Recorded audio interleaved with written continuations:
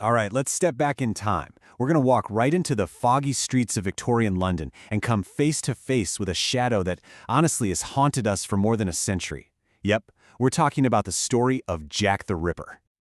So, who was he? I mean, that's the big question, right? It's haunted London and really the whole world for generations. Just say the name, Jack the Ripper, and you can almost see those gaslit alleys and the thick fog. He was this nameless terror that, in a weird way, has never really gone away. Okay, let's set the scene. The year is 1888. And out of those dark, foggy streets of Victorian London, something or someone truly terrifying starts to emerge. So, Jack the Ripper, we know he was a serial killer, right? He terrorized the Whitechapel district, but he was more than that. The guy was basically a ghost. He created this absolute reign of terror, and then, poof, despite a huge investigation, he just vanished, slipped right back into the shadows, and he was never, ever caught. Now, you really can't understand the crimes until you understand the world where they happened. And believe me, Whitechapel in 1888, it wasn't just a setting, it was like a character in this story, just as important as the killer himself. I mean, just look at this place. We're talking extreme poverty. It was incredibly overcrowded, with people living in these awful, unsanitary conditions. Crime was everywhere. Disease was common. This was a world of pure desperation. For the people living here, every single day was a fight to survive. And this is so important. It wasn't just a backdrop for the murders. It was the very environment that let them happen. And this is where it gets really dark.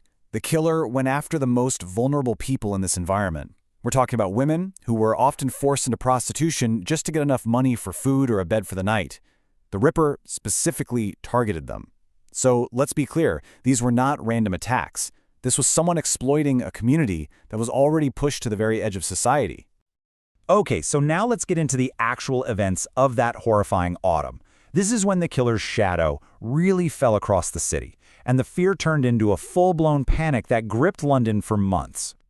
So between late August and early November, it happened. 5 women, now known forever as the Canonical Five, were murdered. And it happened so fast. The sheer brutality of it all, it just terrified the city. There was this feeling in the air, this real dread that literally anyone could be next. And when you look at how he killed, it's just chilling. It was this bizarre, disturbing mix of pure savagery and skill. Look at this. The attacks were quick and silent.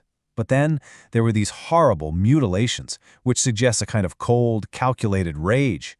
And the precision of some of the cuts. It made people think he had some kind of anatomical knowledge. You know, this is what led to those terrifying theories, that the Ripper might actually be a doctor, or maybe a butcher, someone using their skills for something absolutely evil. So as you can imagine, the city just exploded.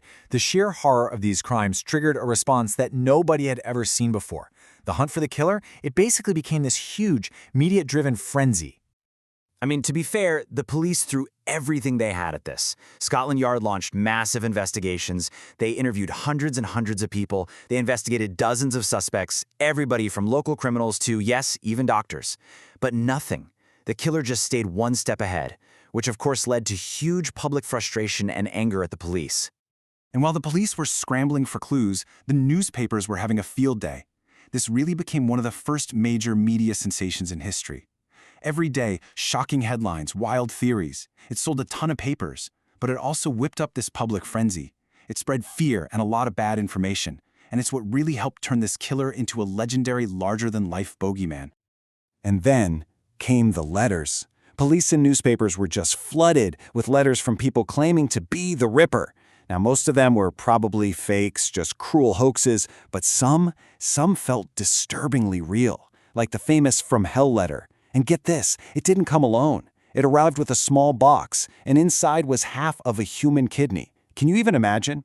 That single act cemented the killer's monstrous reputation and took the public's terror to a whole new level.